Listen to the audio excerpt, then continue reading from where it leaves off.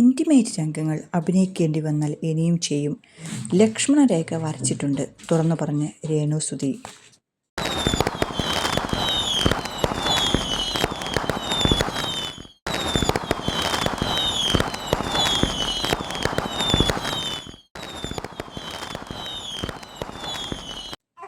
താനൊരു പ്രൊഫഷണൽ ആർട്ടിസ്റ്റാണെന്നും അഭിനയത്തിൻ്റെ ഭാഗമായി ഇന്റിമേറ്റ് രംഗങ്ങൾ ചെയ്യേണ്ടി വന്നാൽ ഇനിയും ചെയ്യുമെന്നും രേണുസുധി വെളിപ്പെടുത്തി. താനൊരു ആർട്ടിസ്റ്റ് ആണെന്നും ഇന്റിമേറ്റ് രംഗങ്ങൾ അഭിനയിക്കേണ്ടി വന്നാൽ ഇനിയും ചെയ്യുമെന്നും രേണുസുധി. വൈറൽ പിടിക്കുന്നതെല്ലാം അഭിനയത്തിൻ്റെ ഭാഗമാണെന്നും അതെല്ലാം ക്യാമറയുടെ മുൻപിലാണ് ചെയ്യുന്നതെന്നും പറഞ്ഞു രേണുസുധി. മക്കളെ നോക്കാൻ വേണ്ടിയാണ് താൻ റീൽ ചെയ്യുന്നതെന്ന് എവിടെയും പറഞ്ഞിട്ടില്ലെന്നും രേണുസുധി കൂട്ടിച്ചേർത്തു.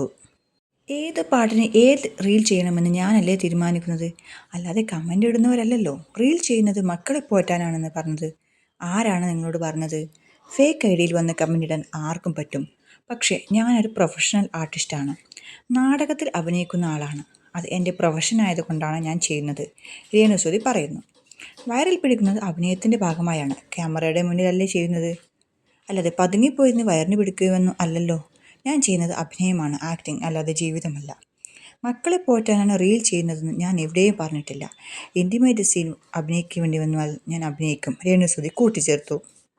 എല്ലാത്തിനും ലക്ഷ്മണരേഖ ഞാൻ വരച്ചിട്ടുണ്ട്. കാരണം ഞാനൊരു ആർട്ടിസ്റ്റാണ്. എനിക്ക് കംഫർട്ടാണെങ്കിൽ മാത്രമാണ് ഞാൻ ഇൻറ്റിമേറ്റ് സീൻ ചെയ്യുന്നത്.